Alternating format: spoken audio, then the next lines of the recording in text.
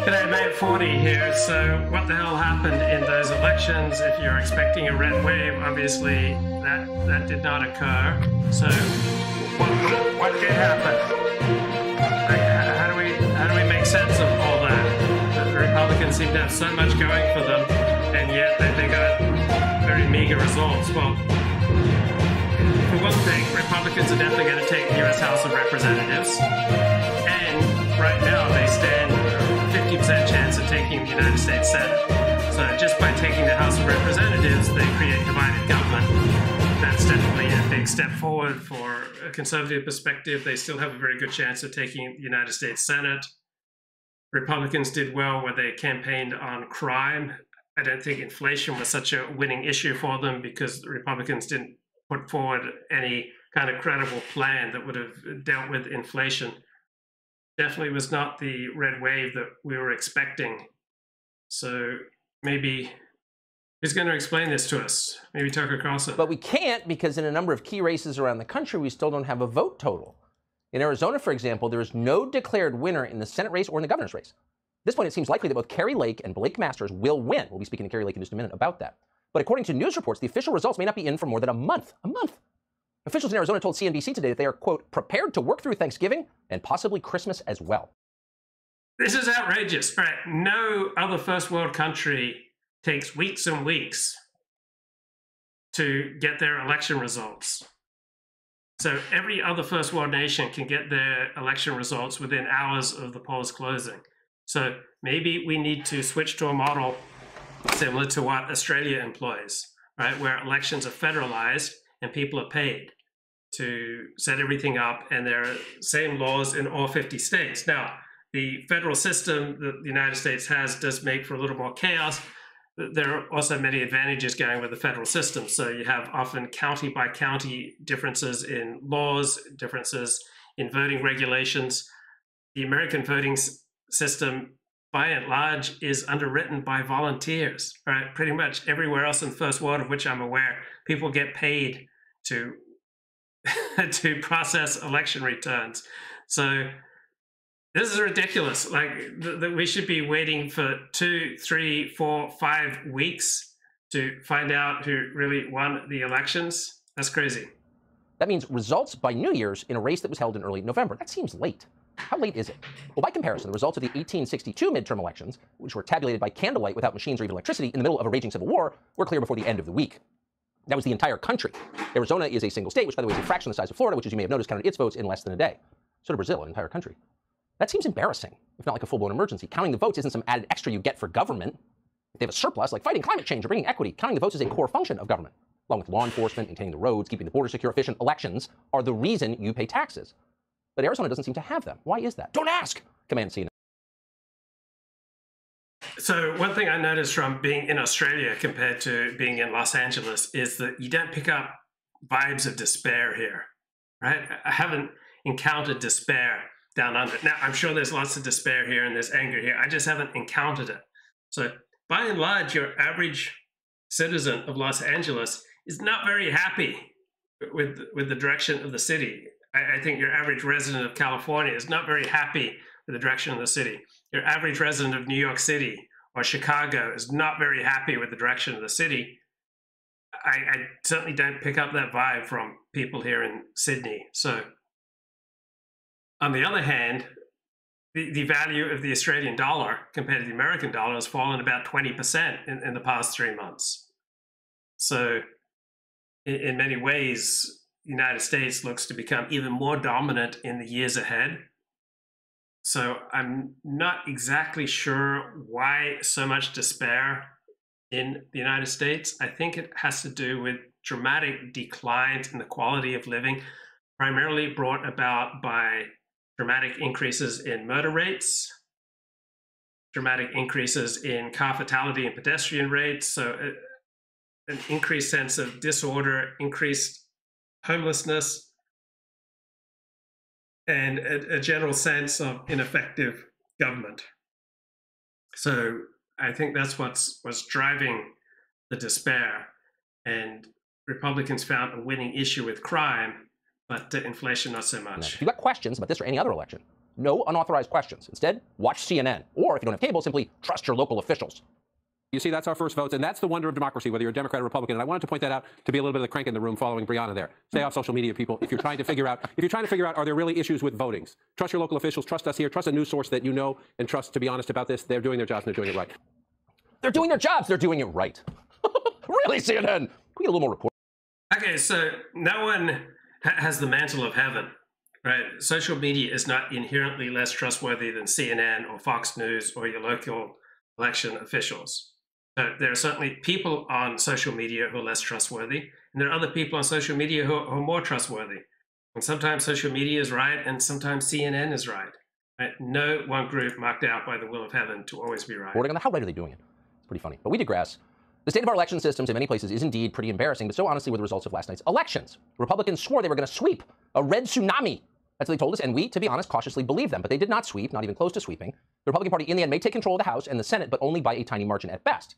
That's great, but it was not the plan. The plan was really simple. It seemed easy a week ago. An unpopular president, a faltering economy, an open border, the looming risk of nuclear war. How about that? Put all those together, how could there not be a massive Republican win nationally? Wins everywhere. Well, there weren't. Some exceptions, but overall, there weren't. Joe Biden was not punished. In fact, he was out there bragging about himself today. Pretty frustrating. You wanted Republicans to win, not simply because they're so great, but because Democrats are so very bad. And that's not an overstatement. So what happened? Well, before we give you our theories as to what happened, one obvious point, the people whose job it was to win but did not win should go do something else now. We're speaking specifically of the Republican leadership of the House and the Senate and of the RNC. There's nothing personal. Some of them are no doubt nice people, but they took hundreds of millions of dollars to paint the map red, and they didn't. It doesn't mean they're evil. It doesn't mean they should be jailed. It does mean they shouldn't be promoted. No one should ever be rewarded for failure. If there's a truly conservative principle in life, it's the principle of the meritocracy. You reward excellence. You do not reward mediocrity. And when you do, things fall apart. Democrats kept promoting Tony Fauci despite his obvious ineptitude. What is that? That's corruption. Republicans should never do anything like that. And if they do, what's the... Okay, I don't see on what basis do you call Tony Fauci a fraud or a corrupt or ineffectual? He did his job 95% of the time. He spoke for what was the mainstream scientific consensus at the time, and the mainstream scientific consensus changed on a lot of issues.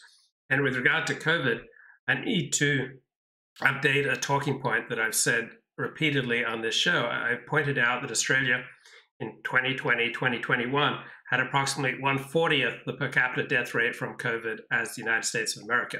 So by the time I left Australia in January 2022, only about 1,000 Australians had died from COVID. In the last 9 months, right, an additional 14,000 Australians have died from COVID. So per capita, just as many Australians approximately have died from COVID over the past year as have Americans. So overall, Australians have a per capita death rate from COVID about 1/4 that of the United States. And it's not clear that Australia's draconian response to COVID is responsible for that decline in death rates. We simply don't know enough. So I don't side with the populist right-wing Fox News approach that the Australian lockdowns were crazy, all lockdowns were crazy. I don't side with that. I also don't side with, of course, the lockdowns were the right thing to do. And of course, it was the Australian political processes that were responsible for saving the lives of thousands of Australians who would have otherwise died if Australia followed a more laissez-faire approach. So I'm kind of right in the middle, letting the data come in and switching with the data as it comes in. So initially, first 2 years, basically, of the pandemic, Australia had approximately 1/40th the per capita death rate of the United States, but last 9 months, the per capita death rate's been pretty even between Australia and the US. The point of voting for them, they're no different. So the question is, why did Republicans underperform last night? You're hearing a lot of people saying it was about abortion. Suburban ladies were mad about Roe. That's certainly plausible in some places, probably true. On the other hand, a number of resolutely pro-life Republicans thrived statewide. That would include Ron Johnson in Wisconsin, Brian Kemp in Georgia, Ted Budd in North Carolina, pro-lifers all. So abortion may have been a factor, but it's not the whole answer. Many others are saying that Donald Trump is the reason Republicans didn't do as well as they thought they would. That's a more complicated question. The truth is we can't really see the entire picture this early. Excuse us. I mean, the truth is Trump has always been a mixed blessing politically. The downsides are marbled in with the upsides, but in this case, he's certainly not the single cause of anything. Republicans last night suffered a fair amount of down-ballot losses in races that had nothing to do with Trump. In Michigan, for example. So whether you like Trump or not, and many don't, and a lot do, it's a lot more complicated than just him. And then there's the most amusingly stupid explanation of all. Excuse us, all election talk. So bad candidates were the problem. And that's all over Twitter. All the Twitter pundits are telling you now the candidates were subpar, and that was the problem. Candidate quality matters. Well, of course, strictly speaking, that is true. The quality of the candidate does matter, but at really how much does it matter? Well, let's see. Joe Biden got elected president 2 years ago from his basement. John Fetterman became a U.S. senator last night. Does anyone think John Fetterman was a quality candidate? Is that why he won? Because they had quality candidates on the left? Did the voters of Pennsylvania really want a brain-damaged candidate who's never had a real job? Did they think he was more impressive than the guy who spent his career doing heart transplants? Probably not. You got to give him credit for at least knowing who they were voting for, and they voted for John Fetterman. He won anyway. What does that tell you? It tells you that in some cases, candidate quality is not actually the most important thing. What is? Well, the mechanics of an election. They matter. In fact, they matter sometimes more than any individual running in the election. The way people vote makes a big difference to the outcome. And so, by the way, there's access to channels of communication. Why does that matter? Well, because you can say whatever you want, but if no one hears you, you're not really speaking. And that's the case for Republicans. So often, as of tonight, Republicans can communicate their message unencumbered on a single cable television channel and a handful of relatively low-trafficked websites. That's it. So this is Tucker Carlson from essentially 24 hours ago. The rest of the American media amounts to a gigantic filter designed to distort what Republicans are saying. It's a campaign apparatus, and only the Democrats have it. Now, you can whine about that. Ooh, the media are liberal. But it's not about liberal or conservative. It's about winning elections, and Democrats can win because they have that. So if Republicans want to win elections too, they might spend some money to fix that, to achieve parity. So I don't think there's much evidence that because Democrats dominate the media, that's why Democrats win at the ballot box. All right, Ronald Reagan was elected twice. Richard Nixon was elected twice. George W. Bush was elected twice. H.W. Bush, Donald Trump. Right? Republicans have certainly won more than their fair share of elections, even though Democrats control the media. So to restate, as of tonight, Democrats have far more control of the election machinery and almost total control of the American media and Republicans. Okay, so I'm sure it does have some effect that the Democrats dominate the news media, and I'm sure it has some effect that Democrats essentially dominate every single institution with the exception of parts of business and parts of the military. So all the professions, doctors, lawyers, accountants, dentists, right? All the professions, social workers, these are all dominated by Democrats. Academia is dominated by Democrats. The tech world is dominated by the left. Hollywood, the entertainment industries, finance, right? Every major institution in our country is dominated by the left. Republicans don't. These are not ideological problems. It's not a question of who's right on the issues. That's settled, certainly in our mind, but probably in the minds of even people who would vote Republican if it occurred to them, but it doesn't because they don't know what they stand for. These are questions, again, not of who's right or who's wrong, but of who makes it into elected office, of who wields power. And many on the right don't seem to understand this at all. They don't care about the details. 2.5 years ago, the last administration and its Republican allies in Congress watched passively, seemingly in glassy-eyed sedation, as the Democratic Party used the pretext of COVID to rewrite election laws around the country in order to get its own candidates into office. They didn't do it by accident. They knew what they were doing. Last night, those laws, many of which are still in the books, paid off generously. John Fetterman bombed in his one public debate. You saw it. He humiliated himself. He made a mockery of the election, but it didn't matter by that point. Right. So, yeah, this is the best critique about the legitimacy of the 2020 election. So I don't believe there was voter fraud in the criminal sense. But yes, Democrats were more effective than Republicans at rewriting voter laws in favor of their interests, right? And they used the pretext of COVID. So you'll notice that whatever's happening, whether it's climate change, global warming, COVID, stock market crash, Democrats, like everyone else, always wants to use a crisis in their advantage. And they always want to educate, right?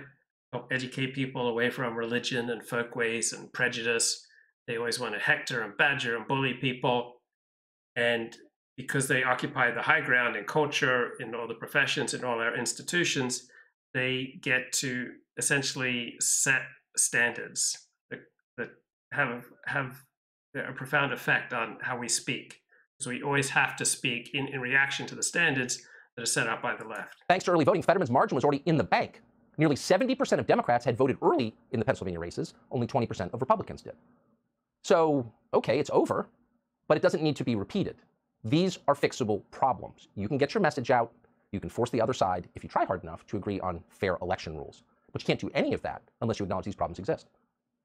So those are probably the real problems. But enough of the depressing recap. There were bright spots last night. There were, as dispirited as you may have been, and we think it's important to enjoy them always.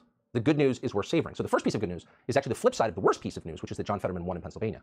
And not only did John Fetterman win, but he won without speaking a single coherent sentence for the entire campaign. Now, you may have been appalled by that, but in some sense, it's an achievement. John Fetterman, in winning, shattered the thickest of all glass ceilings, which...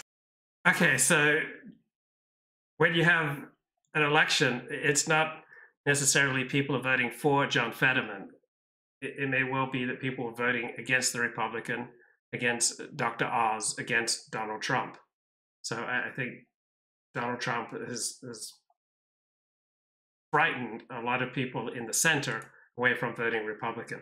So here's a little bit from Richard Spencer's election night party as the results are just coming in. And that's, I mean, I'm not even going to say that's fine, because me and you aren't on the same team if that's the position you're taking, because clearly capitalism is exploitive. Well, let's not get too edgy tonight. Yeah, I mean, clearly these people got rich by hurting other people, mainly white people in America. I mean, I think it's kind of interesting, yeah, the whole the institution. Okay, so I think this is an interesting discussion. What are the causes of homelessness? And so you've got this Fabrenta anti-capitalists here say it's American capitalism that's to blame for America's massive homelessness crisis. Insane asylums and things like that, and think that this is just totally inhumane. But I actually don't. I think that what we've done is yeah, maybe we need to give the homeless a little less freedom and start putting them in institutions to restore the quality of life for the rest of us. We freed people from these insane asylums to some extent due to the kind of deconstruction of notions of mental illness and so on. And we put them out into underpasses. And I don't, I mean, you do have to offer, like, I agree that, like, you should solve the problem and just, giving someone a ticket for handing a sandwich to a homeless guy, that seems pretty absurd. But, there has to be some kind of solution. And I don't think liberals are kind of willing to go there. But at least in my view, I do think that actually some kind of just institutionalization for a lot of people would actually be much more humane than what we have now. Well, I don't have all the answers. This is a very difficult issue, and it would require. So in Australia, there's less emphasis on personal freedom. So that's why many Americans will make disparaging remarks about Australians still living in a prison, because in Australia, they put more of an emphasis on fairness, and there's a socially dominant view that it's not fair to have homeless, and if they're mentally ill, they need to be in an institution. They're both parties and really intelligent, educated people sitting down and figuring this out. But a lot of it is, white people don't want to see the effects of capitalism in their cities. Well, like, tough shit, Homeless are not here because of capitalism, right? They're overwhelmingly drug addicts, alcoholics, and the mentally ill. Like, capitalism is not responsible for alcoholism. Right? What's responsible for alcoholism and many of our other compulsions and addictions is basically evolutionary mismatch. We evolved so that when we saw fat or something yummy to eat, we ate it, all right? Because we didn't know when we'd get our next source of food. When we could have a drink, a fermented drink, we drank it because we didn't know when we'd get alcohol next. So all sorts of things that were evolutionarily adaptive for thousands and thousands of years, now suddenly in the 20th and 21st century are no longer adaptive. Thus, we have this explosion with regard to compulsions and addictions. You created this issue, these rich white people and all these suburban whites that want their comfortable. Rich white people didn't create homelessness, but homelessness is overwhelmingly caused by drug addiction, alcoholism, mental illness. Life, and a lot of people got fucked so they can live that life, and they kind of want to brush it underneath the or sweep it underneath the carpet or underneath the rug, whatever the expression is. Well, I say tough shit. I think all these people can see the fruits of capitalism. You're implying that these homeless people or poor people are poor because of like other people, and I don't agree with just totally unchecked wealth inequality. That's obviously a problem, but that's not like the way people get rich is not purely or even probably mostly through pure exploitation, where it's zero sum and they're taking from people, and that's why they're rich people, because they're okay. I mean, like, I don't want to like hijack the conversation. I was just making a point as to the Republican Party and their shit platform. It's not like let's rebuild America and help working class whites. It's let's take these homeless people and I don't know, do whatever they want to do with them. But no, I don't really need like the whole it seems like you're kind of taking the pro-capitalist position. I'm not even sure who I'm speaking to, and that's I mean, I'm not even going to say that's fine, because me and you aren't on the same team if that's the position you're taking, because clearly capitalism is exploitive. So yeah, it's exploitive, but so all human interactions have elements of exploitation, right? We're evolutionarily designed to primarily think of our own welfare. If we didn't think of our own welfare primarily, we wouldn't have evolved to even be alive today. So what's normal, natural, and even healthy is to be about 90 to 95% selfish, right? If you can push the needle down to 90% instead of like the normal human average of about 95%, you're a mensch, you're a tzaddik, you're a truly righteous man. So the existence of exploitation, meaning people looking out for themselves and having less concern for others than they do for themselves, this is normal, natural, and if appropriately channeled, it is even healthy. Well, let's not get too edgy tonight. Yeah, I mean, clearly these people got rich by hurting other people, mainly white people in America. I mean, I think it's kind of interesting, the whole mental deinstitutionalization and such, because I mean, because so they also mentioned Steve Saylor a little later in this stream. Weird to say, but I almost like Blake Masters more in the sense that he was probably like reading alternativeright.com 12 years ago or whatever. Better than Vance. Yeah, well, Vance was not. Vance was like, you know, going to a Ted Cruz convention and going to a Glenn Beck rally or something. What's really annoying about MAGA is how it's stabilized into this like permanent sector of the information economy when like Trump was already president and didn't accomplish his goals. Like I turned on Fox News the other day and Stephen Miller is complaining about what's now the Brandon border when like Trump was president. Like, is this just going to go on forever, regardless of whether Trump is to win or lose? Yes. I mean, during 2020, they were showing images of riots and saying, this is Joe Biden's America. It's like they're never in charge. It's a weird psychological thing. That's hilarious because then when Biden actually became president, all those riots stopped, which is kind of funny. Yeah, and apparently they've been reading Steve Saylor in the White House because they stopped taking BLM's calls. Like they knew that this was driving crime up, especially murder. But I don't know. Almost to be fair, I mean, if you go back to 2020, and Trump was talking big. You know, there are these calls that were leaked and things like that. And he was like, "You've got to be ruthless. You've got to be tough. You know, it's almost like he wanted his gut instinct was to suppress the riot." And I would say that, you know, to the degree that he did that, I mean, to the degree that he took a photo op in front of a church holding a Bible or whatever before tear gassing people, he did get a lot of shit for that. And if he had gone full, you know, call in the National Guard and like federalize the issue, that might very well have blown up in his face. Or the people at least in the media and so on. But I would have totally supported that. Yes, I know. The 5%ers. I mean, it was just ridiculous. Yeah. I mean, that whole era was just totally ridiculous on so many levels. It was just, I don't know. I don't think we've even fully like understood how important that stuff was. But the allowing the, you know, again, I think conservatives will overstate things and say cities were burning or whatever. But look, it actually was a situation of chaos in many areas. And it was temporary and it was localized, but it was actually very bad.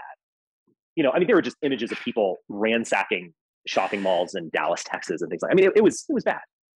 And it wasn't just the immediate aftermath of the George Floyd event and the riots that disrupted the country. We had this massive explosion in murder rates after that, right? Murder rates have gone up in America about 30% since then.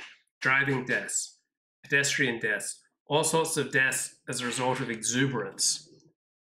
We have this massive increase in death as a result of our ruling elites, particularly the media, now ruling political elites, started criticizing the police, providing incentives for the police to back off from doing their job. As a result, we get much more bad behavior and thousands of people are dead. And the quality of life in the United States has just been absolutely trashed. Right? It's not the first 5 days after George Floyd's death that is most important. It's the thousands of deaths since then and the dramatically diminished quality of life for tens of millions of Americans. And, you know, the state kind of can't, like the conservatives can't do anything against that outside of call it Joe Biden's America and talk about it on social media. Or, you know, praise Rittenhouse or whatever. I mean, it's just people always talk about how crazy 2016 was, but I think 2020 was pretty crazy as well. Well, that's what I'm. Yeah, 2020 was crazy. So there's a new documentary that is out. The trailer is out, and I'm in it. So let's play a little bit from this trailer. What does a violent porn director, a child golf star, and a congressman have in common? You're about to find out.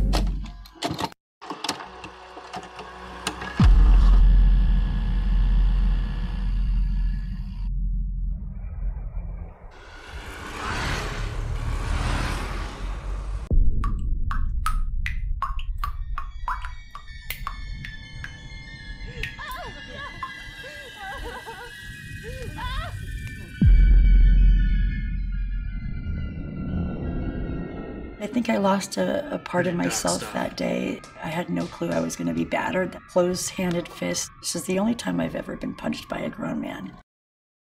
This is Reagan Starr, ex-performer. He was going by the name. This is who we're talking about, Tusion. That's a photo of him with Reagan Starr. Tusion. Director of Meat Halls, Ross Who Sachs. is Tusion? He is the boogeyman of porn. On screen, you see a faceless figure attacking women. Tusion, that means something. That's, someone who's leaving a bruise. And he seemed to... I can't believe who is that scary dude? Wow. To deeply bruise a lot of people. You see hands choking and beating. You want me to let go? Say please. Okay. You see his spit on his victims' faces. You see his filthy sneakers marking his flesh. You never see his face. No one knows who he is or where he comes from. Some say he's a rich real estate mogul, and that his famous brother has a star on the Hollywood Walk of Fame. So his brother is Mark Handel, hosts a morning radio show on KFI, a major radio station in Los Angeles for decades. His dad was a bona fide Nazi hunter. True.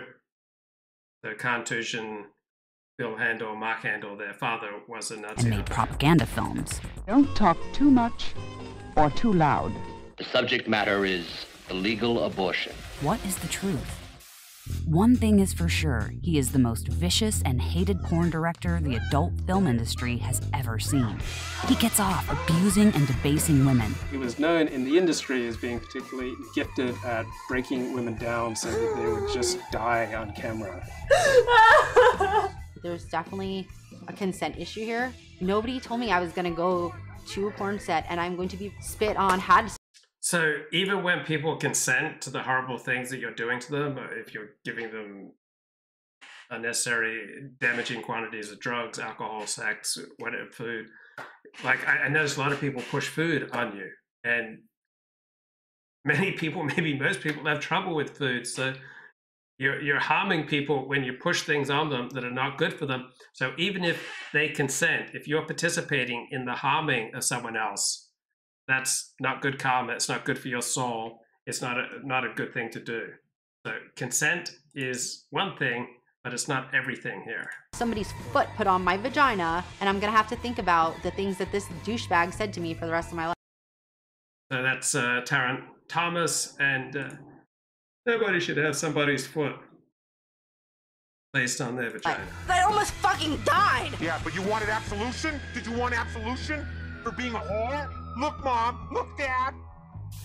Your family know about what you do? Yeah, sure they do.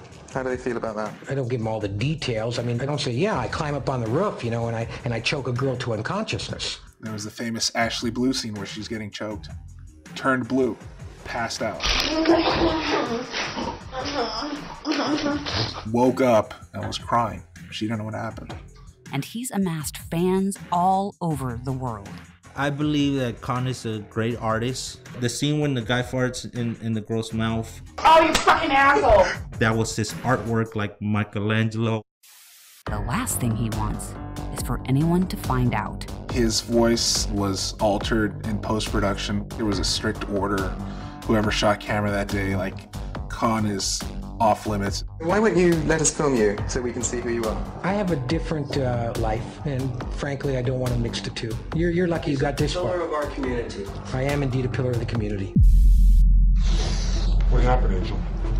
A lot of people in the industry thought he was bad for the business. If someone just told the New York Times or the FBI or the Justice Department about what was going on, there would be an investigation. When you have these anti-porn crusaders coming out, that's what they're using to destroy our industry.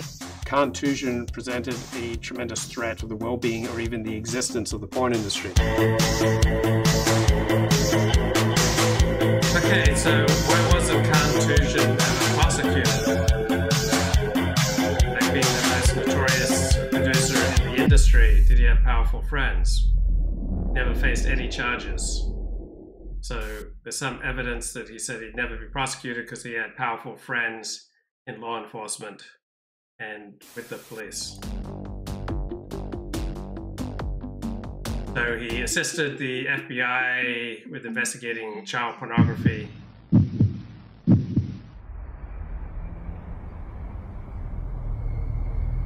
We got an anonymous tip.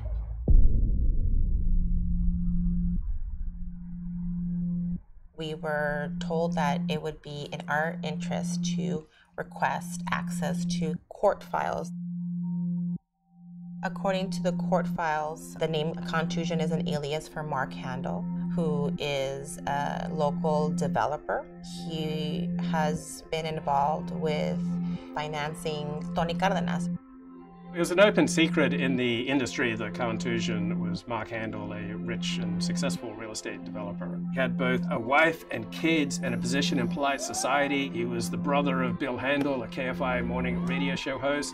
I want a real American up there representing the United States. None of this Nancy Kwan Chinese stuff. I don't want to see eyes that are like all slanted and oriental and almond-shaped. And yet at the same time, he could make the most incendiary, shocking, degrading, verging on illegal. So in 1994-95, when I was new in LA, I did a lot of extra work. And one of the jobs I worked was an extra on a pilot TV show for Bill Handel, Mark Handel's brother. Mark Handel's the subject of this PARIAH documentary. And after we were finished shooting, I went up and introduced myself to Bill and told him I was a convert to Judaism. Somehow that came up. And he said, "Oh, you didn't go crazy and start keeping kosher on the Sabbath, did you?" And I said, "Yes, I went crazy and I started keeping kosher on the Sabbath." So Justin Levine, who's been on this show many times, used to work as a producer for Bill Handel. Illegal pornography. Is that what you want? You want to get me so angry? I want to know, is that it? Tusion's been trying to hide his identity for over 20 years. Now I think you guys should all know exactly what he looks like. And if this guy on the right is your neighbor, this is the guy who abused hundreds, if not thousands of women in LA. And next time I have to talk about it, we'll probably be in a courtroom. PARIAH is a documentary that tells a stranger-than-fiction story from the warehouses of Porn Valley to the halls of political power. A congressman accused of abusing a child. Angela was a golf star. She was well on her way to really make it in the game. And the violent porn director who helped him finance it. Ms. Doe's residence was a small trailer home where she lived with her parents. Mr. Cardenas offered to provide a large 4-bedroom home. Mr. Cardenas had directed Mark Handel, a leading San Fernando Valley real estate developer, to pay for all of the Villegas family living expenses. Mr. Handel was allegedly also known as Tusion.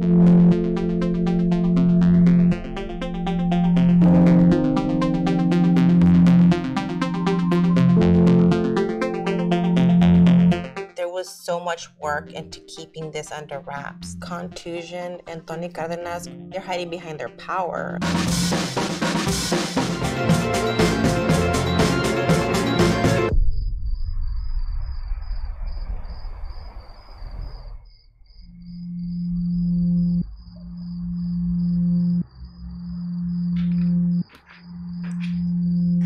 So this trailer is on YouTube. If you want to watch the whole thing, it's a documentary in process. Okay, I was just listening to an interesting story from New York Magazine, which just seems to embody so much of our contemporary elite. So. How to live in a catastrophe. In search of a way to think clearly about the planetary crisis. Written by Elizabeth Weil for New York Magazine.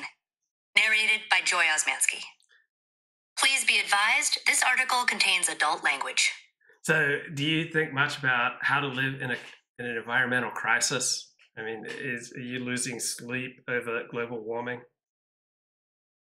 Hello. Excuse me. Are you lost? Not in physical space or in your personal life, just kind of cosmically unmoored. It seems like we're in a catastrophe. I mean, obviously, we're in a catastrophe. Our clown car democracy, our warm embrace of surveillance capitalism. Dobbs. Just days ago, Elon Musk bought Twitter, and the fascists openly rejoiced. So, you probably think that we're living in a catastrophe, but not for the reasons that this climate writer for New York Magazine elucidates. 6 months ago, a teenager killed 19 kids and 2 teachers in Uvalde, Texas, while hundreds of law enforcement officers stood around. Plus, the big granddaddy catastrophe of them all, the planetary crisis. The planetary crisis. What a term. Your life is still stable enough that you're reading magazine articles. You've got that huge, lucky fact going for you. But even so, how could a person possibly stay sane and oriented? How could a person think straight and well in a moment such as this? You try. So a moment such as this, that's what gets me. And I think if we're honest, there's something about women and something about people on the left that love living in a crisis, because a crisis is an opportunity to take charge. So I heard Alison Armstrong, who does a lot of dating seminars, make the point that women loved COVID because it was very dramatic, it was very emotionally exciting, and it played to their strengths. So about the one area of life where consistently women are far better informed than men is with regard to health. And so women just became very interested, driven, excited about COVID. Just living in a catastrophe, it just seems to appeal to something in female nature, the need for drama. And there's also something in liberal leftism that needs drama and needs constant opportunities to educate, hector, bully the rest of us. There always has to be a cause. So the people on the right, the greatest dangers are disorder and contagion. The people on the left, the biggest danger is ignorance and bigotry, right? So for the right, biggest dangers, disorder, contagion. People on the left, biggest dangers are ignorance and bigotry. And so people on the left, they see people on the right as being insufficiently woke with regard to climate change, that people on the right are not following the science, that they're not alive to this moment of emergency that we're in. And this whole article and the kind of hectoring tone just seems to be like the quintessence of, female leftism in particular, like how to live in a catastrophe. So we feel ourselves increasingly constrained by this progressive left-wing ruling class. This is Joel Kotkin writing in 2014. And our ruling class accepts essentially no dissent from its basic tenets. If you dissent from any of the basic tenets of the ruling class, you'll get banned from YouTube. So I have to constantly compromise and use euphemisms to try to get my points across, because the ruling class decides what we get to say on social media. So the ruling class constrains dissenting views, whether it's on politics, on social attitudes, culture, science, right? And the ruling class dominates because they dominate the media, they dominate entertainment, they dominate the academy, they dominate all the professions, and they dominate the government bureaucracy. So their power does not stem primarily from money, but they occupy the high ground in the culture wars, right? They occupy and dominate the leading cultural institutions such as the New Yorker, New York Magazine, New York Times, the most elite universities such as Harvard and Yale. So they get to dominate in the persuasion, instruction, regulation, and bullying game, right? They increasingly promote this parochial left-wing ideology and they exercise their power to marginalize, excommunicate those who don't abide, but they refuse to acknowledge that they have a partisan ideology. From their perspective, they are simply pursuing what is true and good and what is objectively right. So there's no official formal membership list to our ruling class, but we all know that the left dominate every single major institution in this country, with the possible exception of parts of business and the military. So they have taken over the judiciary, academia, public schools, large foundations, like nonprofits, the media, entertainment, right? And they pursue a mission to bully, to educate, soft totalitarianism, to marginalize and to excommunicate those of us who differ from their left-wing worldview. So we have this new ruling orthodoxy, and they will badger, they will scold, and they will bully all who defy it. And the best explanation for what's going on comes from Ronnie Goulman's book, Conservative Claims of Cultural Oppression, The Nature and Origins of Conservaphobia. And I just pulled a few key quotes from this book out right now for this show. So officially, people on the left are egalitarian, but they believe in their heart of hearts that they are simply superior beings, that they are better at self-regulating, they are more transparent, that they have attained a higher form of human agency. They understand themselves as pursuing a buffered, strategic, autonomous, rational existence. And conservatives, who are simply bitter losers, bitter clingers on, lost in some hallucination of imaginary cultural villains. So from a modern perspective, people on the right are just varying degrees of medieval. Some are more medieval, right? Those who believe that demons are running wild and loose in the world, right? That's more medieval than someone who doesn't believe in demons. But everyone who does not abide by the modern secular left liberal perspective is, to varying degrees, traditional and medieval. So liberals will deny that they're intolerant or that they bully, right? They simply take their worldview for granted because they don't have to justify it, because they control the means of cultural production.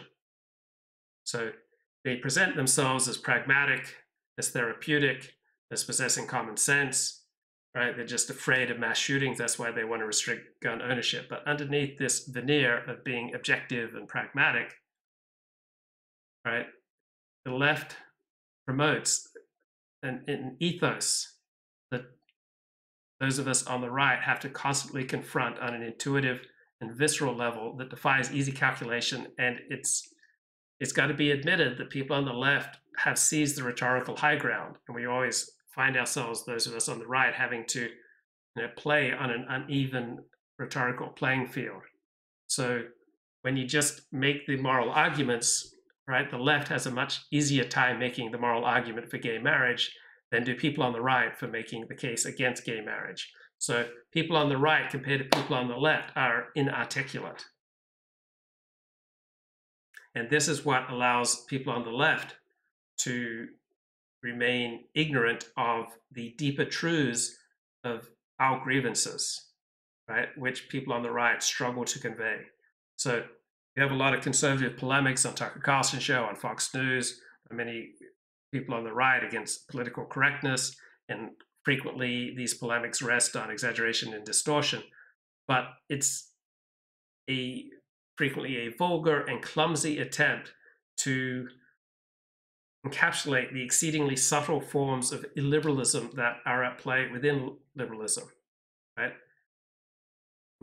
We on the right have lacked an adequate vocabulary to go to war with the left that dominates our societies.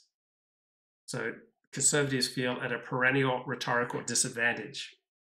So like the WASP elites of old, today's liberals are not content that the lower orders of society be left as they are, right? But those who are below them must be constantly badgered, bullied, pushed, preached at, drilled, educated, organized to abandon their lax and disordered folk ways, their clinging to guns and religion, right?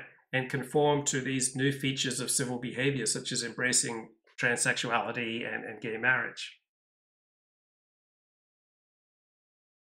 So people on the right experience themselves as standing up to this tyranny, to this badgering, to this bullying, right? And so people on the right don't see liberals as simply making an argument. They see liberals as essentially imperialists who are trying to impose their supposedly objective worldview on the rest of us.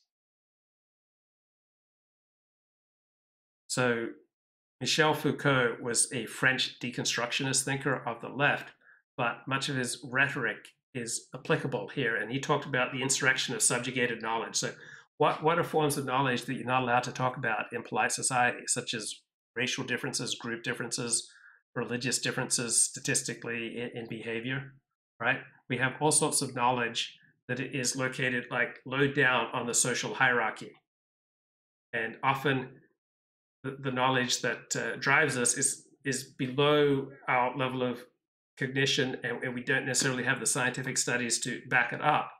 But to be on the right means that you, generally speaking, expect that traditional ways of organizing families and societies and communities are better than untested, newfangled ways, such as same-sex marriage and the transsexual phenomenon.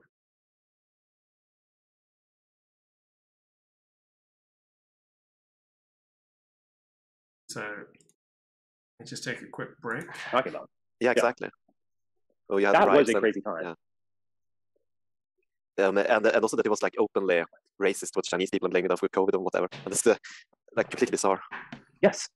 And just obviously spreading COVID. I mean, I now I guess I'm sounding like a conservative. I do think it demonstrated some important aspect of like the decline of the state, because there is something, look, that the early BLM riots were not violent, and overall they were fiery but mostly peaceful. Like that is actually an accurate statement, in fact. But the early ones were just total silliness, and the way in which like a police officer kneeling, like there is just something like fundamentally delegitimizing or like sacrilegious about that. Like that is on a symbolic level. The state is almost no longer sovereign at that point. I mean, that actually is really profound, I think.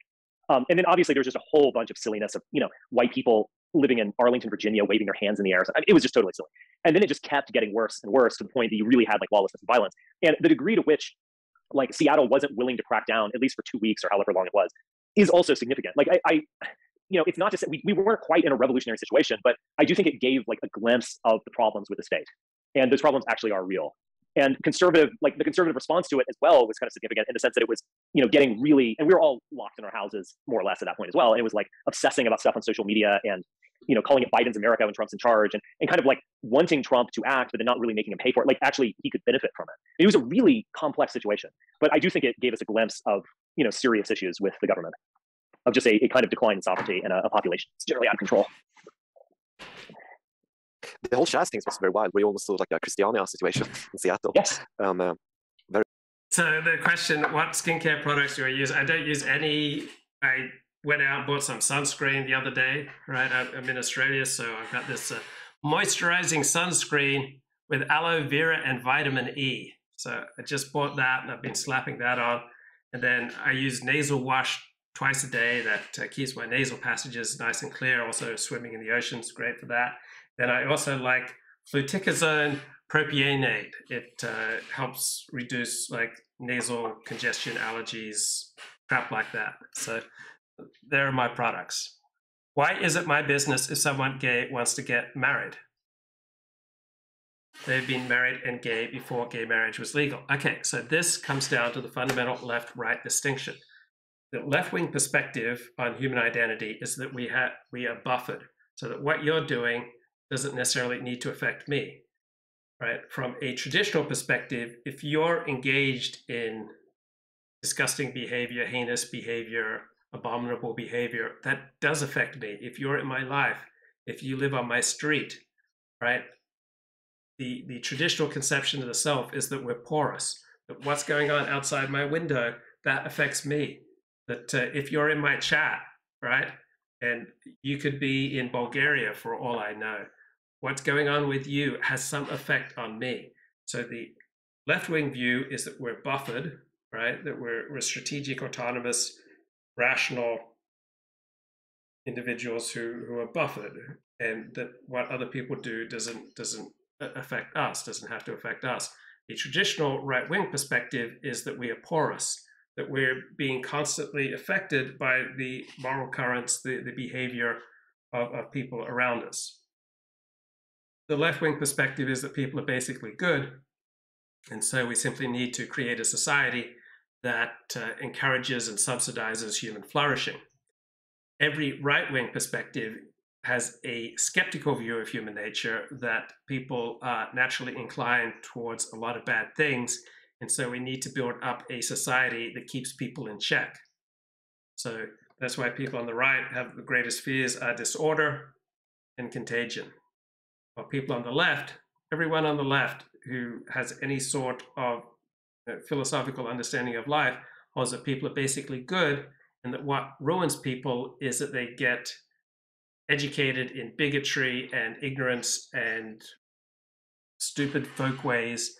And so our most important mission is to educate people out of their bigotry and ignorance. So that's why people on the left are always on a mission to educate, just like this climate reporter here talking about how to live in a catastrophe. You really do. You're an A- person, maybe B+. You sweat out the record high temperatures this summer in Shanghai or London or Anaheim or Salt Lake City or Sacramento. You watch CNN correspondent Clarissa Ward reporting from the floods that cover 1/3 of Pakistan.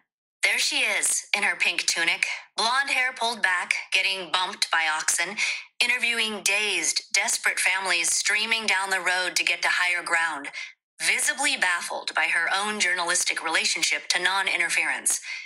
And you see she's doing her best, too, working with what she's got. What is so? So they're always wanting to educate, always wanting to instruct. That's the fundamental left-wing orientation. So here's another example of it. PBS Frontline, the power of big oil. Big oil, all right? It's these outside business institutions. For more than 150 years, oil and gas has played a critical role in our society, improving human lives, raising standards of living, and enabling unprecedented economic growth. What do you do when your industry can no longer exist without creating catastrophes worldwide? The impacts of climate change are intensifying. It's important to Right, there are so many variables with regard to climate change that we just don't know very much.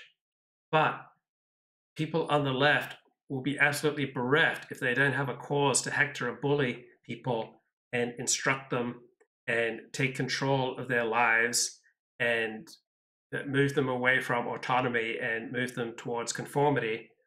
So get people out of cars and onto public transport. The left always has to have a cause to educate you, bully you, to hector you, to force you to conform. Understand the past. You can't understand where you are if you don't know how you got there. In a special 3-part series, the epic story of our failure to tackle climate change. The whole world is heating up. And the role of the fossil fuel industry. The climate will keep changing, no matter what we do. One thing we do know is that green energy makes a negligible contribution to our energy needs, and there's absolutely no reason to believe that that's going to change in the next 2 decades. So decry fossil fuels all you want. We need fossil fuels to eat and to live and to sustain our civilization. Oil knowingly spread disinformation. Now, in the 3rd and final part, big oil. So knowingly spread disinformation, meaning you are sharing things on social media that the left does not approve, right? Left wants to educate you, bro. Just wants to educate you out of your traditional folk ways. You're clinging to your guns and your religion and your car. Why haven't you gotten on public transport? So you'll notice when people on the left question people on the right, they'll always pose as just asking some sort of innocent request for clarification. But there's always underneath it, these undertones of a direct assault. Oh man, I need to get that. So here, listen to this. I visited Christianity. I don't know if I talked about that. Oh, maybe that's why cannabis. I was so anxious. I wanted to just get a Gatling gun out and just shoot every single person in that horrible place. That was my response. I did it. I was right. What was this? Get a job. Some kind of commune, or yes, it's doing a Patrick Bateman. Well, no, not quite like Patrick Bateman. It's an actual commune. Oh God, where was I?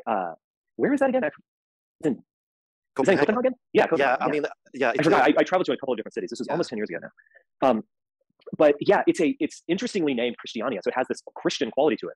No, it's actually named after Oslo used to be called Christiania, so it has nothing to do with Christianity. So they it has a lot to do with Christianity, even if it's an accidental connection. Yeah, I mean, because Danish kings are called Christian, so, but yeah. So. It's suitably named, and it is this Dionysian, commune. And it's not violent. I mean, there are no, at least what I saw, but there's a lot of like trading going on. There's obviously a lot of cannabis, but it's a kind of city within a city, and no one tears it down.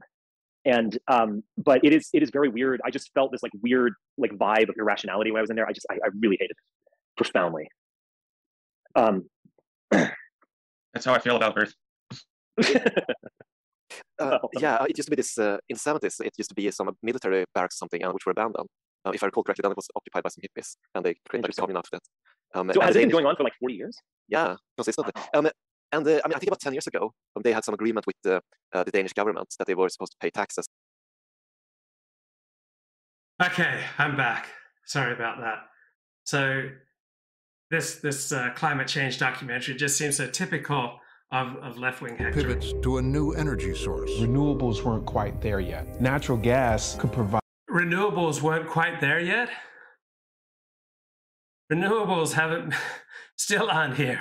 Right? There's absolutely no prospect for renewables taking up a significantly larger portion of our energy needs. Right? We have absolutely no prospect of that.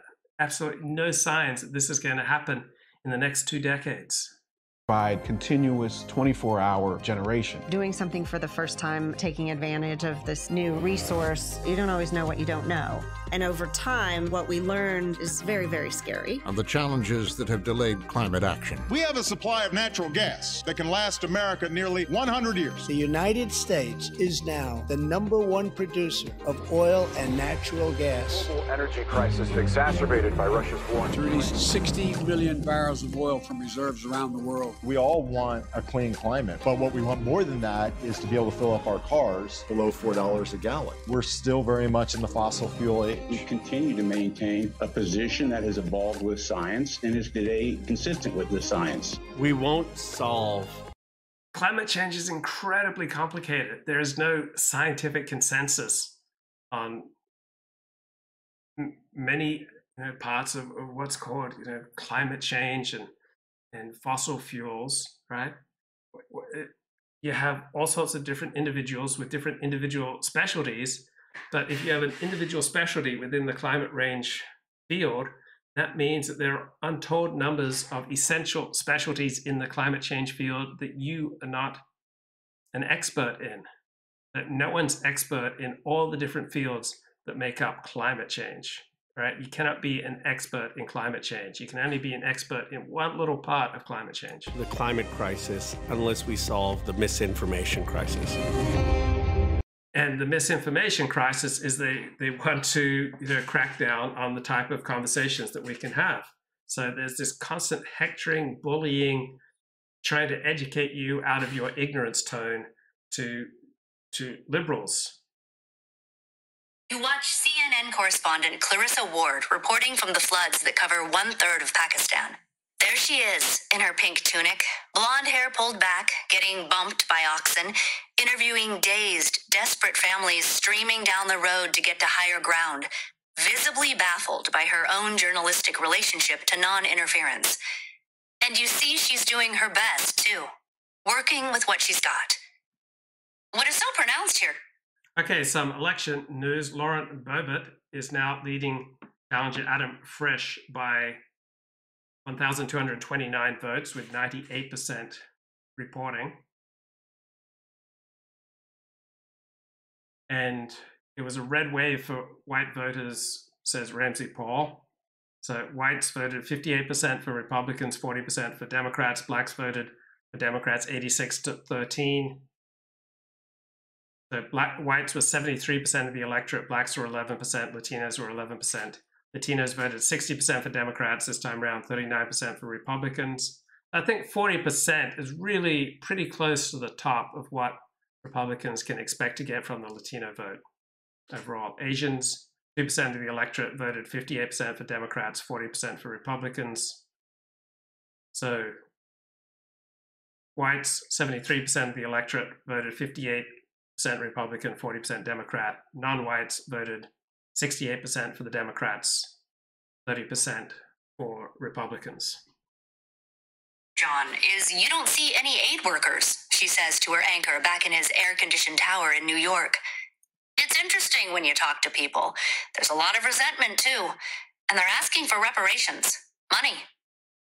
The term of art for that money is loss and damage.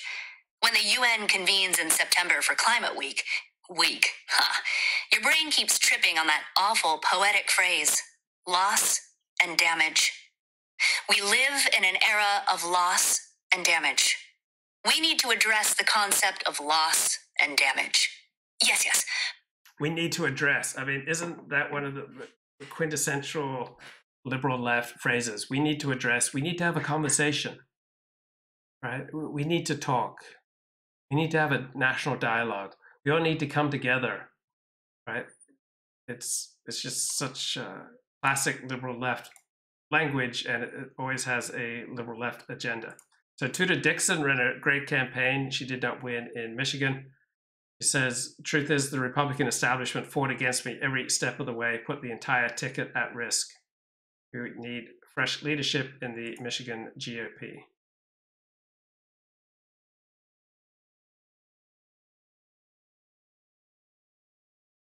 And a heavily Republican vote is still being held back in Arizona, expected to drop tomorrow. So it's not out of the question that Blake Masters could still win U.S. Senate from Arizona.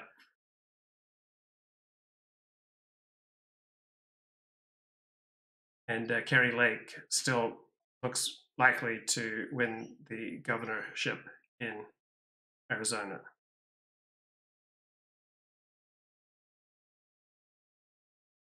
So People's Pundit Rich Barris says, everyone should understand Arizona is not going to report any GOP-favored batches from Maricopa or Pima County tonight.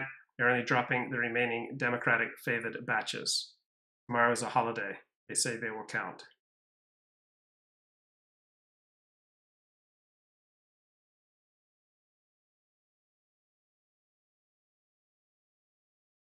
All right, let's get some more hectoring here.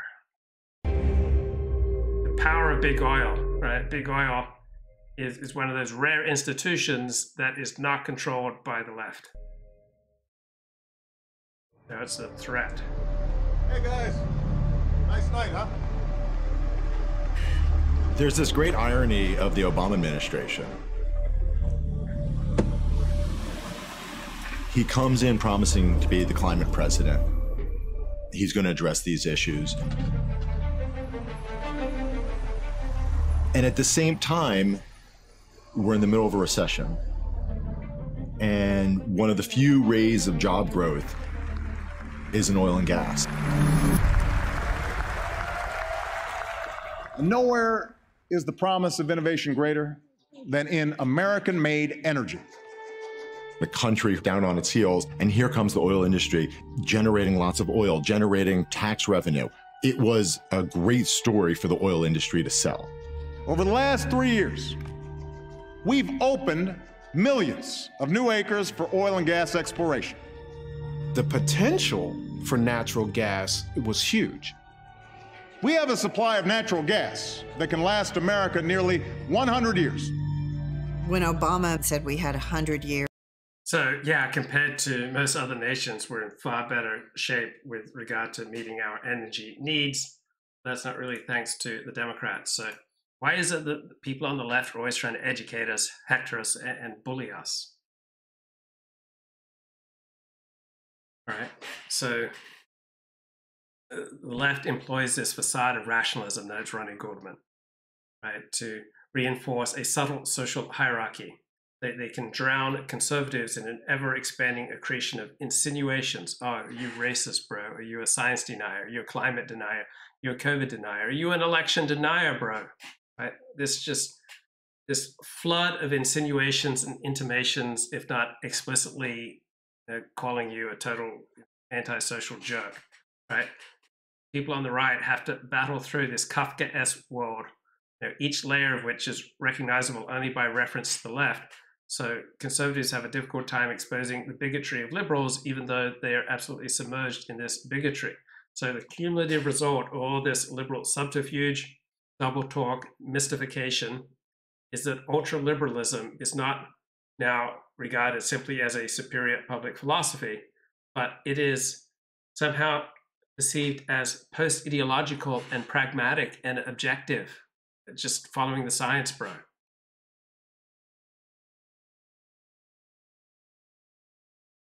So on the left, always hectoring, bullying, trying to educate us that we cannot be left as we are. We have to be badgered. We have to be bullied. We have to be pushed. We have to be preached at. We have to be drilled and organized to abandon our guns and our religion, our disorganized traditions and folkways. So this bullying and badgering usually takes place through well-meaning solicitude of the family doctor, because the left controls all our institutions. Right? It doesn't come from the village priest or the policeman as much anymore. But this is all part of a civilizing process to make us modern and to believe in a buffered self, autonomous, strategic self that can rationally make sense of the world and act. From a conservative perspective, people are not basically good, that reason frequently misleads us, and traditional ways usually tend to be more effective ways of organizing families and communities than newfangled ways that haven't tried before. So left-wing bullying and badgering can be subtle, it can be indirect, it can be undertaken within the constraints of democratic norms, but the cumulative impact, right, threatens to transform our understanding of who we are. Just can't seem to get away from it. I wonder what more Ingraham has to say. And I'm using a soundbite from your show. Oh, cool. In my show. Isn't that exciting? Isn't that funny how we can turn things around? Isn't that neat? I've used interviews from your show on my show because we're one big happy family here. I'm gonna do Pelosi's clap to you. Okay, nice job. Nice. Hang on, if you're gonna do the clap, I'm gonna do the. Let me rip up the speech. Tear up the speech. All right, they're yelling at me. Sam's yelling at me. I gotta go. All right, see ya. I'm Laura Ingraham. This is Ingraham Angle with a Fox News alert from Washington tonight. As you heard, a federal judge just struck down President Biden's student loan forgiveness program. Trump-appointed Judge Mark Pittman ruled that the program is an unconstitutional exercise of Congress's legislative power. Oh, yes, it is. But come on, I imagine Biden doesn't care. The election's over. And the free money goosed the youth vote enough to make a difference, perhaps. It's a complete disgrace. And speaking of abominations, the endless vote count. That's the focus of tonight's angle. All right, now, 45 hours or so after the last polls in America closed, and there are still 36 races, 33 in the House and 3 in the Senate, that still haven't been called, except in the case of automatic recounts, which are triggered by razor-thin margins. This is ridiculous. And these obscene delays are having real-world implications. Now, we still don't know for certain which party controls either chamber. Now, the House will almost certainly go to the GOP, but the Senate hangs in the balance. So whichever party wins 2 of the 3 remaining states, Georgia, Nevada, or Arizona, will control the Senate. And we have no outcome yet in any of those. Now, in Georgia, they're excused, I guess, because neither Herschel Walker nor Raphael Warnock received over 50% of the vote, triggering an automatic runoff. But what we're seeing in Arizona, what we're seeing in Nevada, is unconscionable. There are 665,000 more votes that need to be counted. 120,000 votes still need to be counted in Nevada. But there were 300 boxes throughout this county, and that's what's being counted right now. We just got that update from the Clark County Registrar that they have more than 50,000 ballots that need to be counted. Now, somehow, we were able to become the most powerful nation on the face of the planet by voting and calling important races in one day. And in recent history, we elected 2 Democrats, each to 2 terms, Obama and Bill Clinton twice, okay, under a system where we knew the winner on election night. Was fair enough then, correct?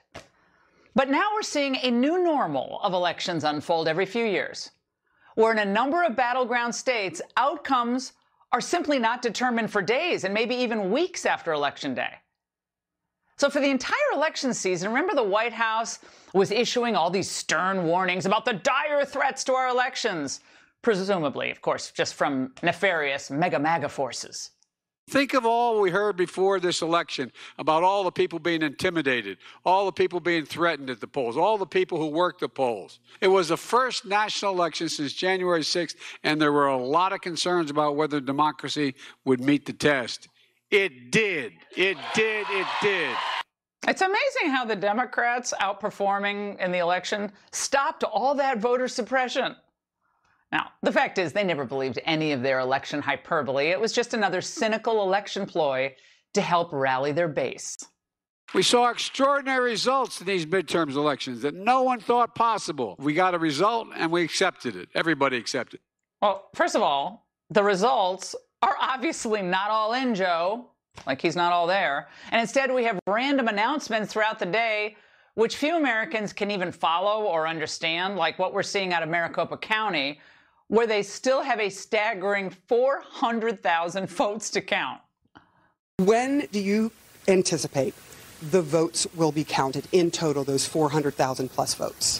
Well, we will be going into next week. There's some onesie-twosies, again, pursuant to Arizona law, but I think that we'll see the lion's share here wrap up by early next week. Okay.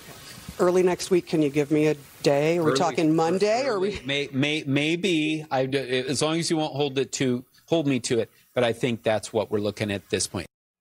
Oh, why should we hold anyone to anything? Why rush? Nothing not important about this. And you know, the defenders of democracy, you really have to worry about them because they're working very long hours. To those people who are demanding that we work, that we move faster with the count, they are already working 14 to 18 hours a day. We can't go any further than that.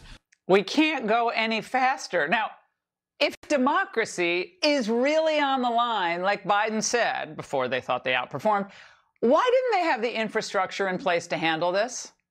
And they were getting very snippy today, I noticed, at their press conference.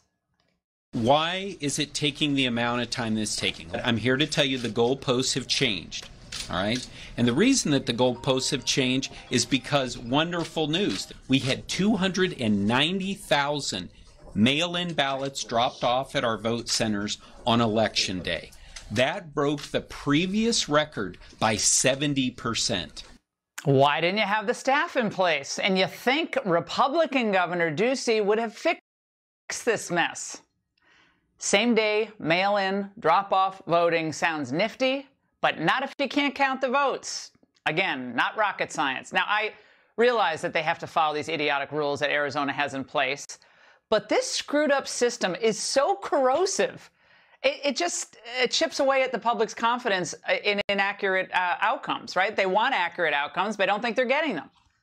But of course, pretty much everyone in the press will brand any objection raised by any Republican about almost any aspect of voting as wacky, election denier, conspiracy theory stuff. Well, I say too bad.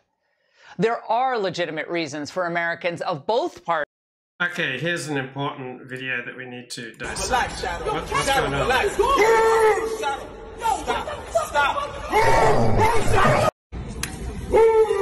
Shadow, relax, Shadow. Shadow, relax. Shadow, stop. What do you think's really going on here? Shadow, relax. Shadow, stop.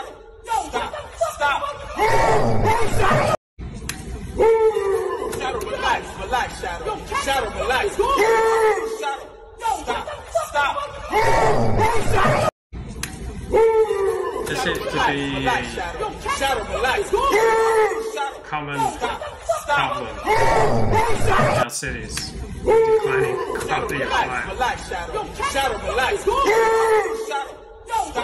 Stop. Shadow, relax. Relax, blind man Shadow, there. relax. Like holding a dog by the neck. That's a fake dog. And he's attacking another black woman. Relax, Shadow. Shadow, relax. Stop. It's pretty lively for a supposedly blind man. Shadow, relax, Shadow. Shadow, relax. Stop. Okay, so much to break down, so much to try to understand there. But let's get back to topic number one, like liberal bullying and hectoring. So people on the left, they want to moralize all social activity, but never present it as just raw, unabashed moralism. Instead, it's always just a specific response to a specific problem, which few people deny is real. So our liberal left elites have these reforming, bullying, hectoring impulses that express themselves in very scientifically sophisticated fashion. And they're always trying to make us more scientifically sophisticated. So badgering, bullying, and drilling assumes generally a circuitous and genteel form.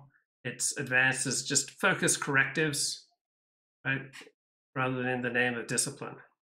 But this focused corrective lie, right, just hides liberalism's silent, hidden curriculum, which is to mold people in a manner that helps ensure the type of world that they want.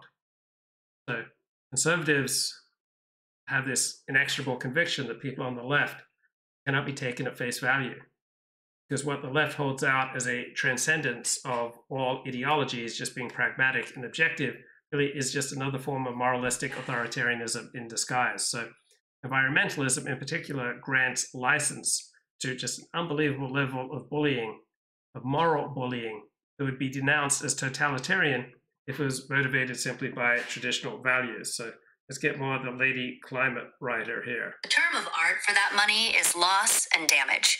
When the UN convenes in September for Climate Week, your brain keeps tripping on that awful poetic phrase, loss and damage. We live in an era of loss and damage. We need to address the concept of loss and damage. Yes, but how? Our brains, they're good, but they're not great. In their default setting, they're unable to hold what's going on. You know the basic menu of options for individual action. A sampler in ascending order: bike, vote, buy a heat pump, organize, stop flying, go full 70s hippie and live in a yurt, go back to school, earn a law degree, work to put ExxonMobil CEO Darren Woods and or Chevron CEO Michael Wirth in a dock at The Hague, which may be underwater by the time you succeed, set yourself on fire on Earth Day on the Supreme Court steps. All right, so just all this hysteria, all this hectoring, all this bullying, what the hell's going on? Just part and parcel of the left-wing approach to life. They're not content to allow people to cling to their guns and religion. Right, what about Kanye West going on Lex Fridman, quoting the gurus?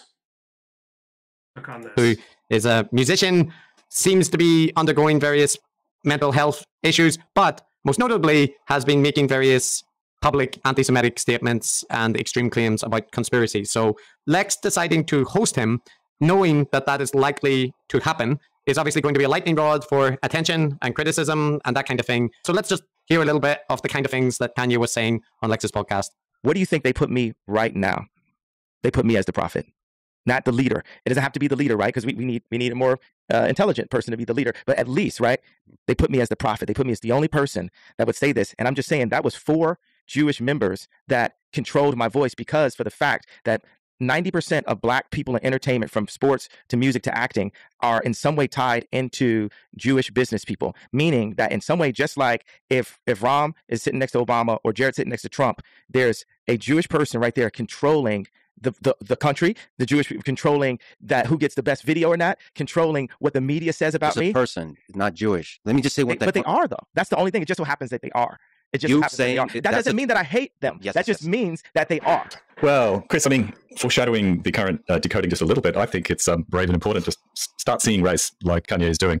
You know, he's just noticing that the racial identity of the people that are oppressing him. So what we pretty indicate with that. Yeah, it's not a subtle heaping of anti-Semitic tropes. It's like the entire container has been poured into the cup, right? Yeah, so there's lots of that throughout the 2.5-hour interview with Lex. And to Lex's credit, he pushed back more than I anticipated. He did compare Kanye's rhetoric to Goebbels, or Goebbels, however you pronounce his name, the Nazi propagandist. And he pointed out, it's dehumanizing. He's talking about groups. So I think Lex deserves credit to some extent for pushing back. However, it's still Lex. So the pushback, it's relatively limited in scope, and it's still accompanied by fawning praise for Kanye. And it's unclear what advantage to the world or how this serves love by platforming someone like this. It definitely serves Lex's download metrics, but in his mission to make the world a better place, is that achieved by letting people hear Kanye rant about the Jews?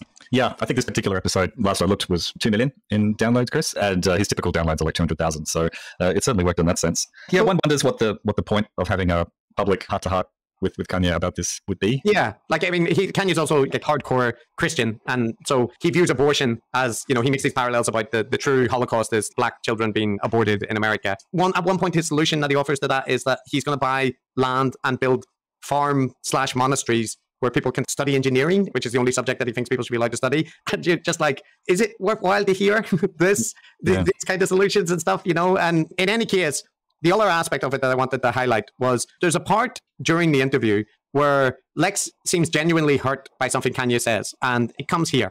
Well, some of it I pointed out today, but I don't know you deeply enough. What was the bullshit? Jewish media, That's not bullshit. The bullshit is that the Jewish media won't admit. Your dad was right. Your dad was right. The words you used, you weren't. I said it. You're not gonna make me say it 800 more times. I don't know if it resonated because you keep saying the words. Did it resonate to y'all that y'all ain't do nothing about it, and that all y'all want to do is have somebody apologize and sweep under the rug your bullshit that you've been doing the whole time? You on the same bullshit as the other people. So you're doing the same thing that the other, let's say media, because I'm not allowed to say, has done. So until somebody Which is what, man? I'm trying to call you out on your bullshit because I hope I'm somebody you can trust. I don't fucking trust you.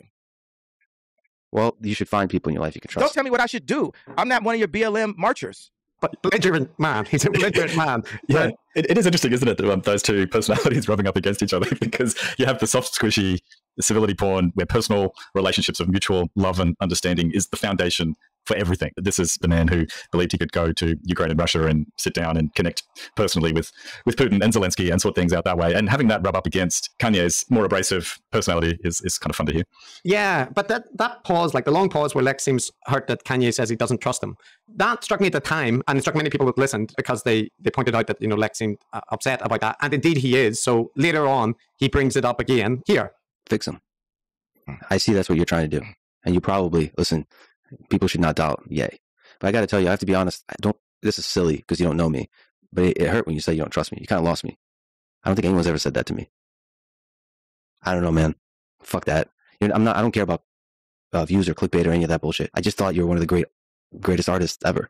It'd be cool to talk to you. And I feel like you got pain you're working through. I never had anyone say that to me. Maybe I'm just being a mess about it, I guess. It's fucked up though. But maybe it's not. Maybe you shouldn't trust it. But I just haven't had that experience. Yeah. Do you think I would trust anybody at this point in my life? Yeah, it's tough. It's tough. I hear you. And it's also kind of good to see how much strength you got. You're not broken by any of this. You're under a lot of attack by a lot of people. You have a vision and you're trying to feel your way through it. And you might get destroyed for it. That's that's the risk you take. Yeah, Matt, so what's Kanye's vision that he's getting attacked for? What's that? That's the flip side of Lex. That yes, he does pull Kanye up repeatedly on the anti-Semitism thing, but there he's kind of like, but yeah, I get it, man. You're just fighting for your truth and your strong personality and stuff like. But what's he saying, Lex? What's the vision he's telling the world? That the Jews are running it and have been keeping him down. Yeah, it does give you insight into Lex's personality, because I think he, in the moment, just completely forgot about that. What he was focused on was that Kanye kind of offered him a road out of the insult, the personal insult. The personal insult, which he could then reciprocate in saying, yeah, you find it hard to trust anyone, and that's why you don't trust me. It's not that you don't like me. I get it. Yeah. So it's interesting. He's just such a soft person. It's just an odd way to approach. Like, this is a big ticket interview. It's not a private chat. It's a public broadcast. And how Lex approaches it is emblematic of that emphasis on establishing those strong, warm, beautiful, trusting interpersonal relationships and treating that as the foundation, the bedrock upon which any kind of sense making or whatever can be made. And you contrast that with the old fashioned way of doing it, the way a professional journalist would do it. Someone like one of our recent guests, Helen Lewis, when she approached someone like Jordan Peterson, which is to not try to become best friends with them in the moment live, but rather to be a tough journalist, ask the difficult questions, not let them wriggle out. And if they don't like you, that's fine. Yeah, that's in large part what the Guru Sphere is offering as an alternative, right? Because it doesn't claim to be that. It claims to be more this, let's have a 3-hour conversation and become like intimately close and treat you not as somebody who deserves to be cross-examined, but just as a person. But you see the limitations of that approach when it comes to Lex actually having to grapple with somebody just openly promoting anti-Semitism. And it comes across as strange, the fixation on like your hurt feelings at somebody saying they don't trust you, because Kanye is a celebrity and you're a podcaster. Unless there's some secret relationship, or ongoing behind the scenes, it's completely unclear why you would expect, like, that's a weird thing to expect someone to have this level of trust directed towards you, because why would you trust a stranger interviewing you? It's very interesting. Like I said before, there's insight into the kind of sheltered creche type world in which these independent podcasters live, in which all of the interviews are softball interviews. All of them are complimenting each other on what wonderful human beings they are, and essentially engaging in mutual backbiting and cross-promotion. Kanye, despite being apparently a raving lunatic, is actually, in a sense, a much more normal person in approaching this, which is, why the hell are you waiting to be my best friend? Yeah, I know there are other moments in the interview where he kind of panders to Lex, like talking about the importance of Lex as an engineer and all this kind of stuff. So it's just, it's a, people can listen to it. It's up to Lex who he wants to platform and stuff. But I just don't like, Lex has this stance where he presents himself as a martyr, willing to take the slings and arrows because he's going to have these conversations with controversial figures. On his subreddit, the like pinned thing from Lex, the pinned message is saying, in the next couple of years, I'm going to have controversial guests. I'll get attacked from all sides, but you guys know my heart, right? And it's like, that stuff veers to me into manipulative guru territory, where you're telling the people, like, all criticisms of me for platforming people like Kanye, they're illegitimate because I've got a good heart. And you people who are, the real people, the people that have known me for long, you will know that all those attacks aren't real, and they're going to say mean things about me trying to get attention and stuff. And it feels manipulative, but also in Lex's case, it probably is earnest, that's how he sees himself. But you can be earnest and manipulative. Yeah, I feel it is earnest, but yeah, like you say, the genuine aspects there can dovetail quite nicely and be self-serving in various ways, which is interesting. Another little bit of foreshadowing of the episode we're going to do. And but anyway. Okay, that's just a quick little excerpt from the latest edition of Decoding the Guru. So I'm going back to the beach, gonna take a second dip for today, go for a bit of a walk, have a late lunch, get ready to go to synagogue tonight. So that's it for now. Take care. Bye-bye.